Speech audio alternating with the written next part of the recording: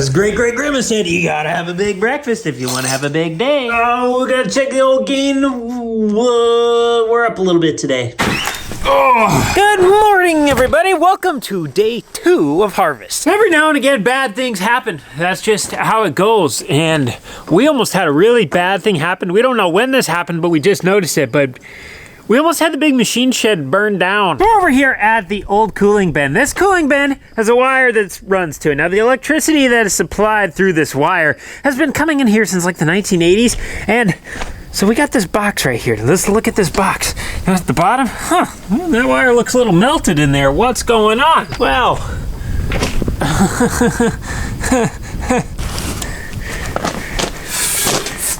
oh shoot, cut the wall on fire. No, that's strange. And it actually went up and into the fuse box, and there's a big fuse box at that end right by it. So all these years I go up there and I shut that off thinking I've killed all the power, and I went up there now and I opened up the door and it's like the switch box is pulled out, and it's like, how can it have juice? Well, then I got looking, it's been bypassed, so it's running all the way down the other end and then goes down. So I'm wondering if it runs direct to the pole, the big pole. oh, I don't know. I thought maybe I better let the electrician, I was gonna cut the wires up there so it'd be dead down here, but I thought maybe I better just leave the juice off till he double checks everything. well, you got rubber shoes on, you'll be fine. I know. We're gonna be combining soybeans at Mary Lou's today. Got a little bit dewy last night, so it's just about noon right now. We're just getting that kind of burned off. It's staying a little cloudy, and you can't go in soybeans when it's wet. Oh, good morning, Freightliner. Oh boy. You were dead for a second. We're gonna be filling the 32,000 bushel bin today. We got everything set up. We got the Westfield 13-inch, 84 feet long. And then we got the backhoe drive over hopper. That way we can drive on it. The conveyor will just dump it right in there, and then it'll bring it right up. Mary Lou's is like 240 acres, so hopefully everything doesn't fit in there, but it probably will. Just for shenanigans here, if we have a 32,000 bushel bin and we have a 240 acre farm, it would take 133 bushels an acre to fill it. If we could average that on beans, that would only be like 3 times the national average, just about. Feliz Navidad. It's not yet Christmas. But Cooper's already got a start on the day. Ooh, and Pete Youngblood's here. How are we doing this morning? Good, how are you? Good. I haven't met you before, have I? I don't think so. I'm Cole. Garrett. Nice to meet you, Garrett. Yeah. Where do you come from? I work for Youngblood Ag now, working with Pete. Are you related to Brock? I am. That'd be a cousin of mine. I'm sorry. We went to go kick the auto steer on in the combine yesterday, and it said something about something needing to be changed or something. I don't know, but Pete's coming to take care of it. What's wrong with it, Pete? Oh, we found a plug-in that apparently got pulled on with moving the steering column. So there's one connector just not plugged in. I don't think that could have happened. You did this on purpose. Well, I just missed you. I wanted to see you. Cooper and Pete did a down and back to get the auto steer set. That is all A-OK, ready to rock and roll. We're just a little damp with our beans yet. We'd like them to be like 13%, and we're kind of in that 14.5. The dew must have been pretty good last night, so still just a hair damp here, and we're waiting. I'm going to do a kill stop. We're running about a 90% engine load right now, and then we're just gonna literally do that. That was a kill stop. A kill stop is as simple as it sounds. You're running along, we're just going normal operating speed, then we just shut the key off, so that way everything inside the machine is sitting how it would be when it's running. So we're gonna open up the side, we're gonna look in there, and we're gonna see is stuff separating out of the back of the combine the way it should be, and then the area where the material other than grain and the grain actually gets separated with air, is that being overloaded with the MOG, the material other than grain, or is it clean grain? Because then we might be able to identify a few problems and be able to address them. Even when it's hot, I like wearing a long sleeve when I'm around it because it gets so itchy. When we take the side shield off, we're looking right inside at the rotor. So this is where all of the grain ends up falling through. So all the trash stays up in there, gets kicked out of the back of the combine, but the grain and the other small stuff like this just falls down here onto the separating table. So see, we got the beans inside there. We got to be able to get those out from all of this trash. Then this is the back part where the actual separating table is. So there's little slots right here, little fingers. We clean that off. That's what actually separates this stuff from the grain. So by the time stuff's here, there should be no soybeans in this. This should all just be the trash. There's a big fan underneath these little teeth.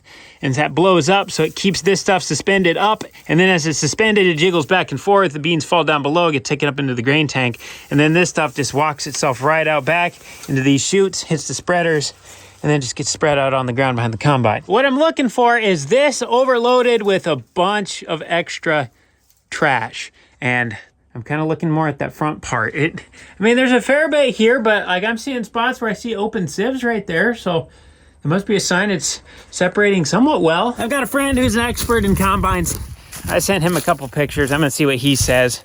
If there is too much material in his opinion, it could be something to do with our big wide open concaves that we have. Those are great in corn, but maybe there's some stuff we need to do to address them a little better in soybeans. But we'll see what he says. We run Thrashmaster concaves from Miller Farm Services. I'll put the link down below if you want to check them out. But we have these cover plates up on the front. We can put 3 more here, which if we're getting a bunch of stuff falling down here, it's because these holes are big.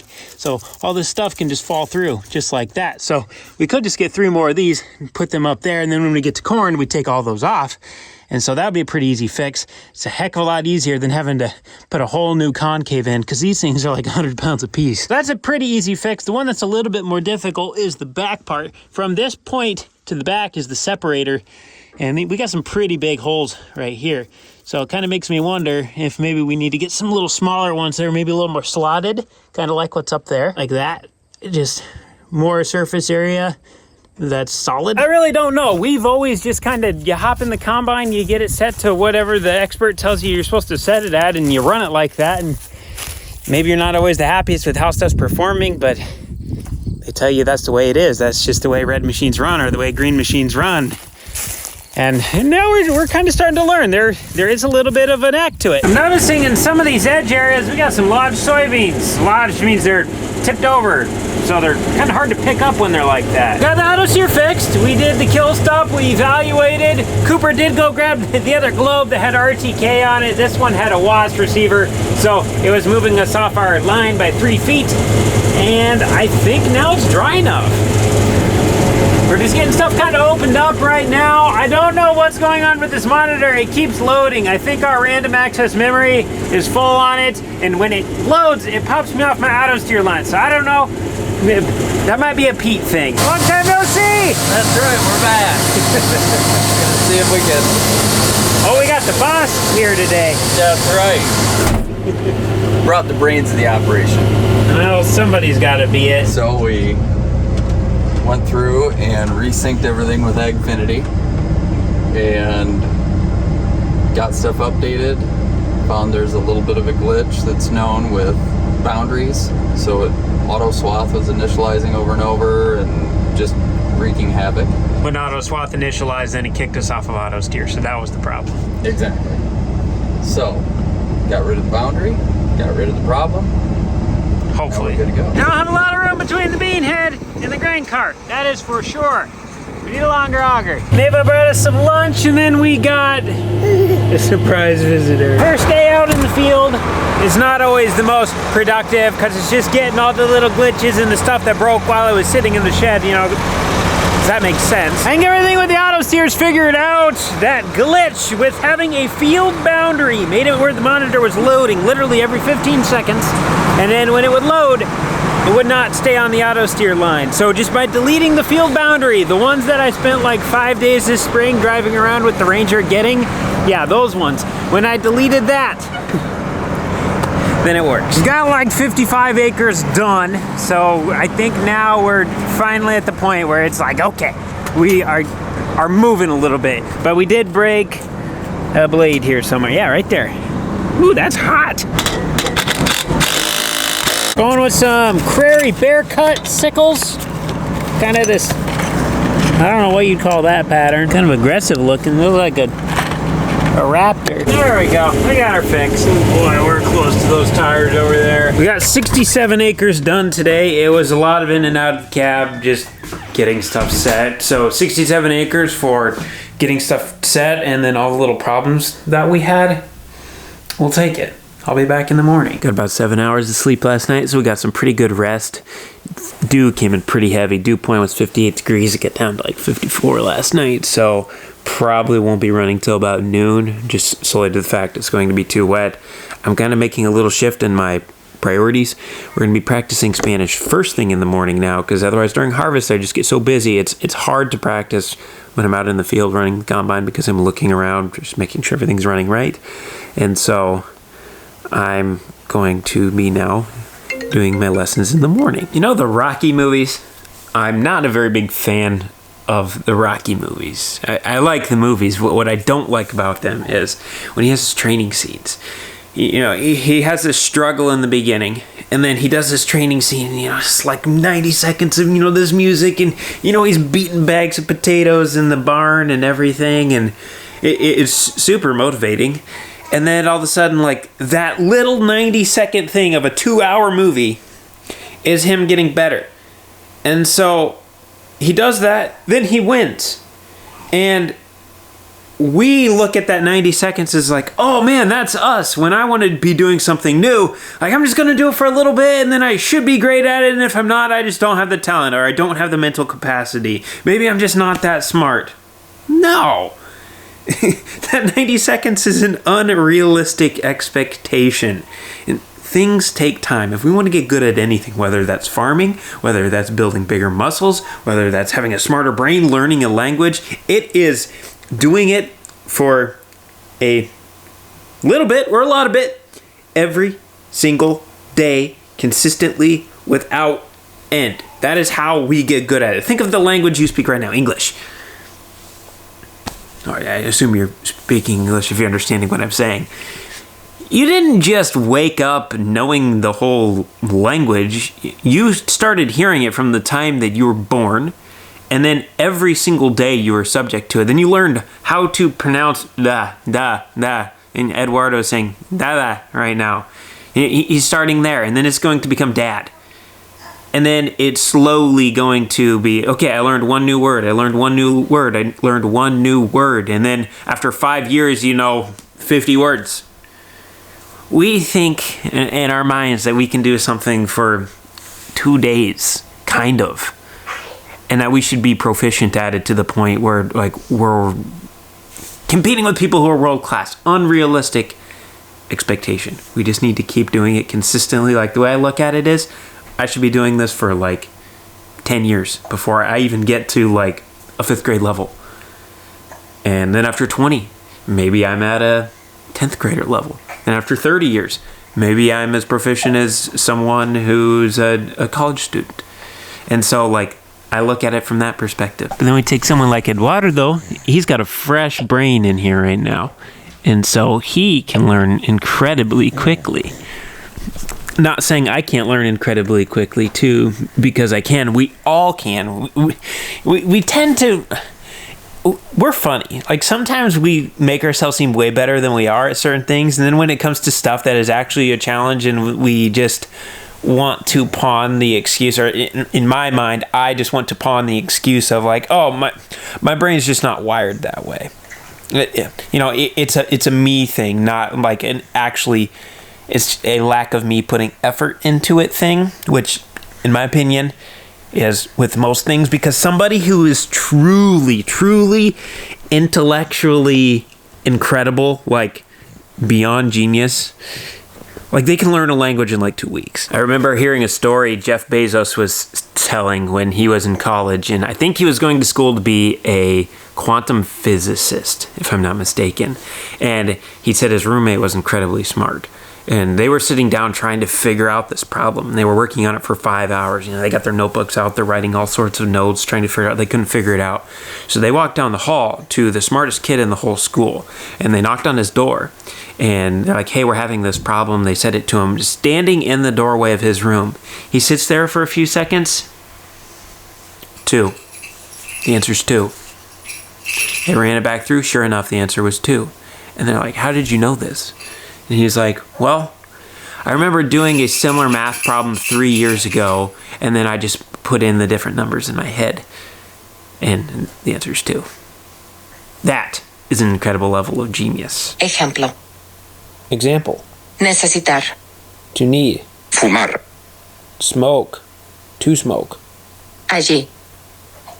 There. We got one of these reverse osmosis water filter thingies. I really like it, but you do have to fill it up with water every now and again.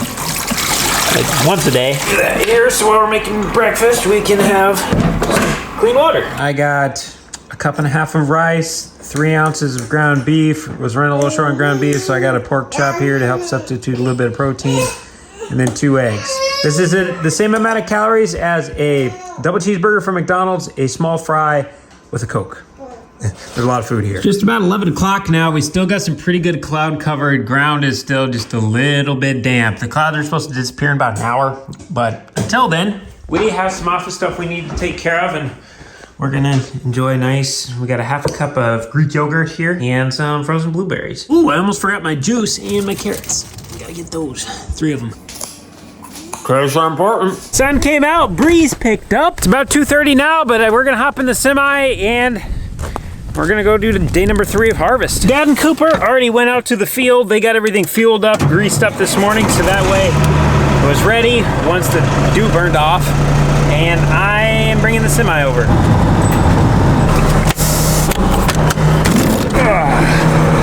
Hey, what is this?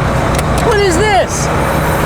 Oh, you can't drive that. Oh, we got a new water jug today. Trying to get away from all the plastic bottles. Okay, we gotta open up the top. I think it's this button. At night, we like to shut the power fold hopper, so in case you get a little rain or something, you're not getting inside your tank all wet. Any second here, light should come in. There it goes. You know when your eyes get kind of dry and you keep rubbing them and it just seems kind of blurry? My windshield seems blurry right now. Let's figure out how to turn this windshield wiper on.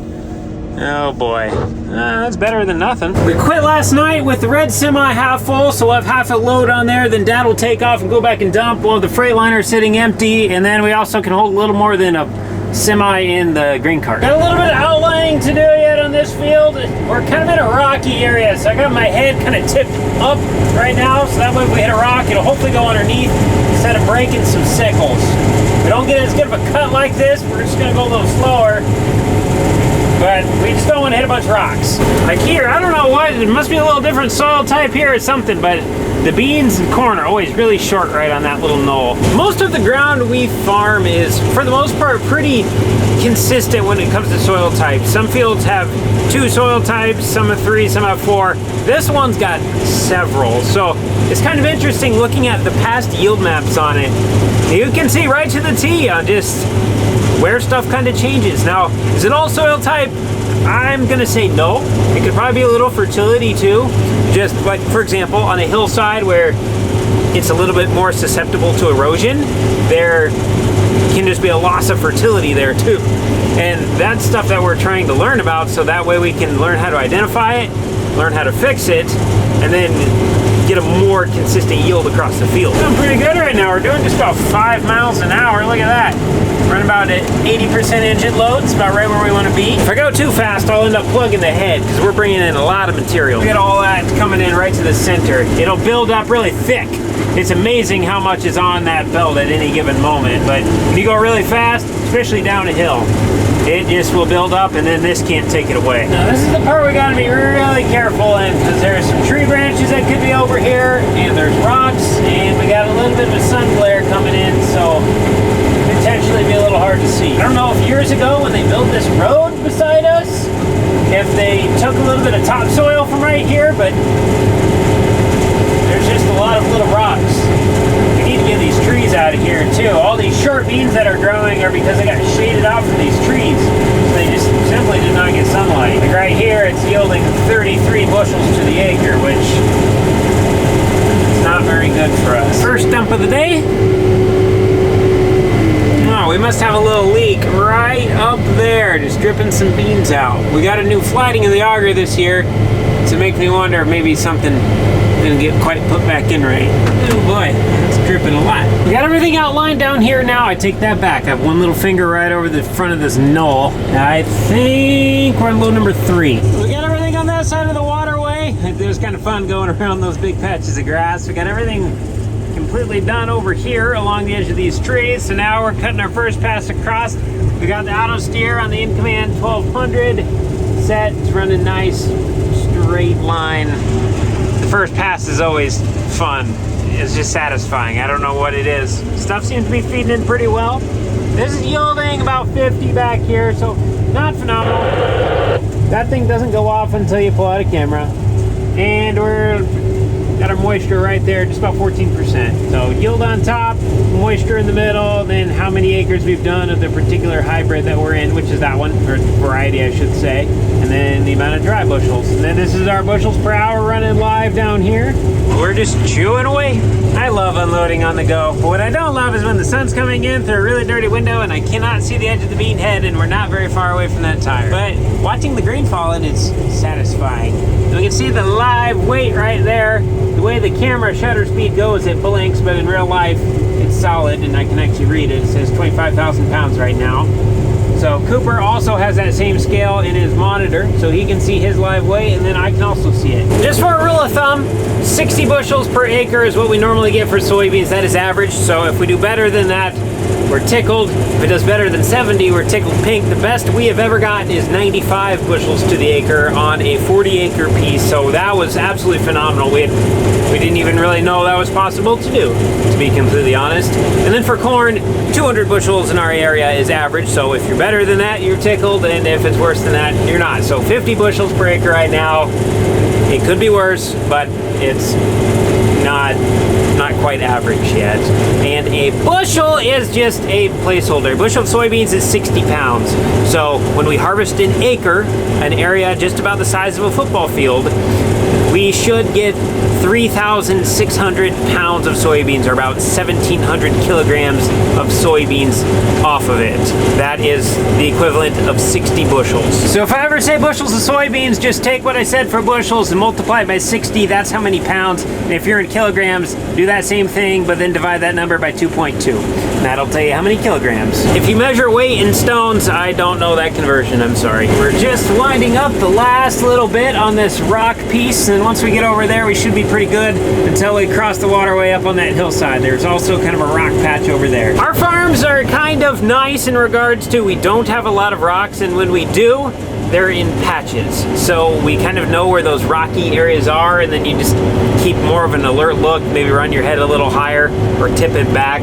But 90% of our ground does not have any rocks on it. I've been combining for 99 acres now, and I'm like, man, it just seems extra loud in here this year. And I turn around behind me, I'm just hearing a bunch of grain noise. But come to find out, this little lever, it was loosened up a little bit like that. And so when I pushed on it, it got quiet, and then that was my problem. As much as being the guy who's sitting in the combine seat looks like he's just driving around having a ton of fun, which I am, but you also need to be an operator if you're going to be in the seat. We kind of have a tier list when it comes to who's operating what, because the more complex it is, the more attention to detail you need to be, the more you need to be willing to actually get up out of the seat and make adjustments so that way the machine can perform to its optimalness. Number one thing I'm doing right here, I have a lot of information that this is giving me. These are all my settings, so if I need to adjust something, these are what I'm referencing everything off of. But these bottom three are my loss monitors. So this is my rotor loss, this is my sieve loss, and then this is my tailings. So right there, you see how that one turned yellow?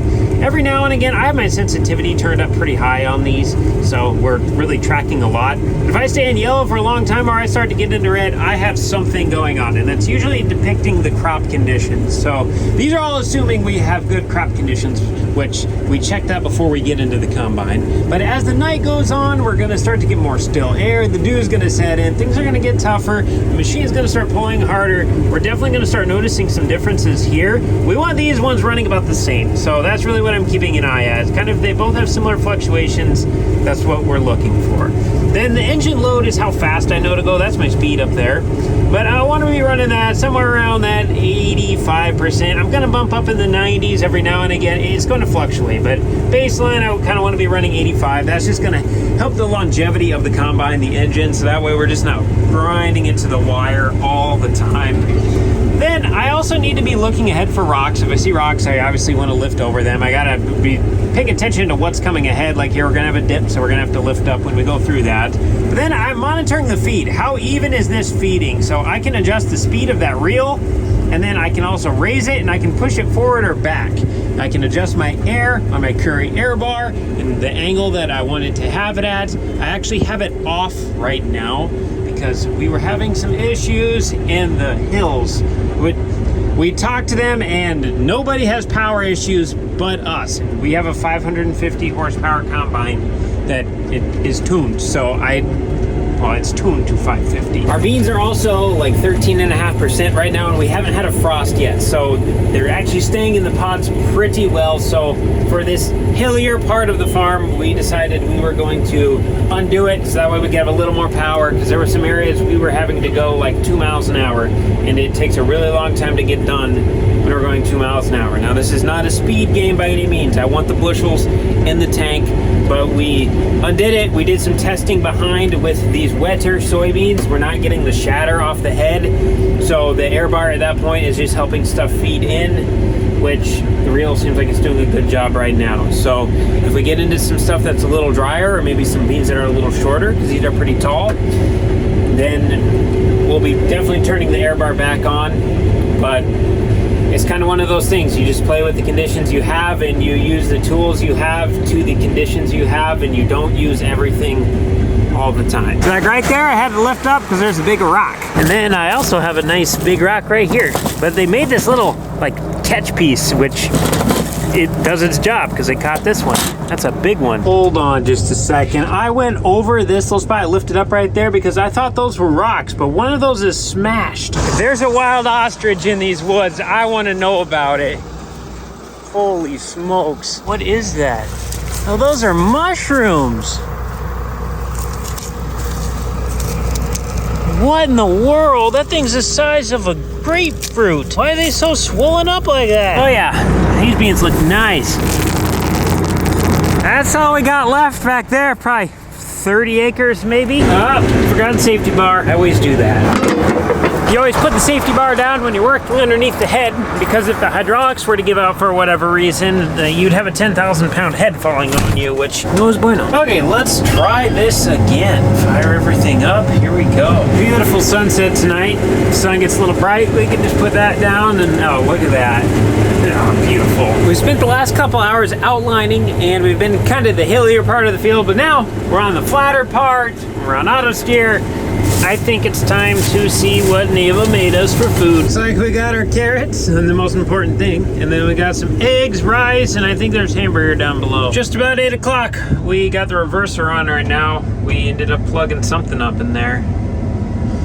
That's a lot of beans. Last night we ended up quitting around 8:30, so we're like half an hour away from that. I wouldn't be surprised if we're gonna be quitting around the same time tonight. It's just still air. The stiller the air, the dewier it gets faster. Wait till that gets sucked in there. I think our pressure relief valve may need to be turned up a little bit. Either that, or there's a lot of weight sitting up on top of that thing like they're supposed to be, and so the belt's not spinning, so that way it doesn't tear stuff out the way it's designed to. And I just think I need to turn the safety off by basically tightening the relief valve so that way it can handle more, thus maybe potentially breaking itself. It's kind of like a fuse in a fuse box, and you can put a bigger one in, but that's not the whole point of a fuse. We'll see what we got here. You gotta be careful with how you feed that stuff back in, because you can get it all out, dig it out with your hands, and then immediately slug it again. I like to take it off in layers. We start high, then we go to the middle, and then we go all the way to the ground. I can feel the air is starting to cool down already. We'll feel this grass if it's damp.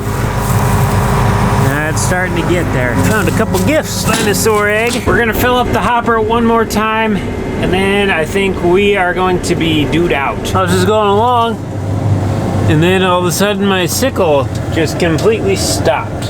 So either a belt came off, burned off, fell off, fully broke, or a hit a rock and it bent a sickle down and it's not allowing it to move, or I have something physically stuck in the sickle.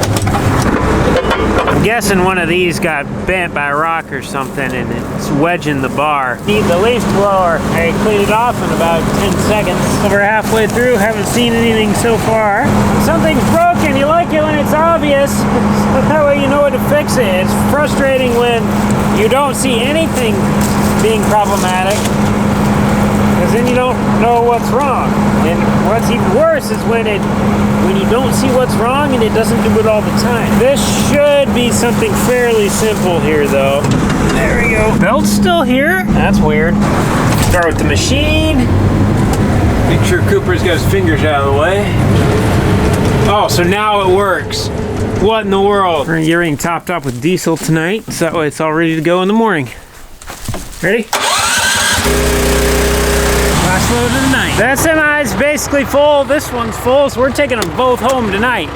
It's nice when we don't have to leave a semi half full in the field. There we go. Not very bright, but there we go. Oh, you hear that? That's the wind turbines.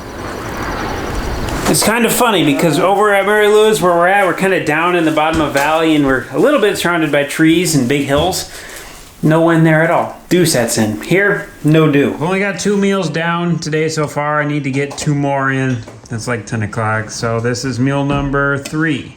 We got plate number 3 down. Now we got to do number 4. And we got to do a baked potato. And we also have to do a Greek yogurt with frozen blueberries. See, this is where you just kind of have to do stuff regardless of how you feel. Most times on stuff, this is the Rocky scene right here. Like, if I want to stay at a 500 calorie surplus, I need to eat another meal. And I'm full right now. I'm tired. I don't really feel the best. My body doesn't really care. If it's like, oh, if you want to stay at this 500 calorie surplus, this just needs to be done, irregardless of how I feel. And this applies to anything, whether this is me practicing Spanish or me wanting to get better at farming. All of those things have a factor of, I don't feel like doing this, but the thing to be learned does not care that I don't feel like doing it. It just needs to be done. Meal number 4. We got done with plate number 4. It was a little bit rough. You know when you're starting to get full and then you're sitting there just bouncing your legs around the whole time? Yeah, that's what I was doing there. We got potato left, and then we got to get our Greek yogurt in, and carrots. Can't forget the carrots. Carrots are important. I've been trying this because I look at the body and crops similarly. So take me for example. I've been 160 pounds for the last 10 years, and I've been consistently training hard for the last 10 years. And I'm like, I don't understand what is going on. I'm putting in the work and I'm not getting the result that I'm looking for, which like I was getting stronger, like at times, like I would get stronger and then like either I would kind of get injured or I would get busy and then I'd kind of like I had a pretty good baseline, but like I never really fluctuated much out of this particular area. And I just did not know what was going on. I'm training, and I don't know, here recently it just kind of dawned on me like, okay, if you're not seeing any results or different results than what you've been seeing, maybe try something new. And then I also got thinking about it, and it's like, okay, well, if I've been 160 pounds, like my body has achieved, like it's where it wants to stay. And if I'm not fueling my body enough to support the growth that I'm looking for, like it doesn't make any sense. Like I can't consume 3,000 calories in a day and then expect to get, these growing muscles if I'm burning 3,000 calories in a day, because there's nothing extra for my muscles to build upon. What I'm burning is what I'm eating, or what I'm eating is what I'm burning. So like it's just a net zero game. So I don't know why it took me this long to realize this, but we're trying it. So the way I say it, the body in crops are similar to each other, because oftentimes I feel that we feel like we're doing enough on corn, or beans, we're doing the right things, but maybe we're just not doing enough of what we think we should be doing. So for example, like if I was eating 3,000 calories before, but I was burning 3,000 calories, I just wasn't eating enough. So what if we're putting on our crops what they're taking off versus something that's building, for like fertilizer? That took me a long time to explain that. BUN. We did it. Let's see. Oh my goodness. We just ate like almost 5 pounds worth of food. Alright, I gotta get this stuff cleaned up and put away, and I think it's time for bed. We're officially 13% of the way through soybean harvest, so we'll be back tomorrow for soybean harvest day number 4. Thanks for watching. We'll see you in the next one.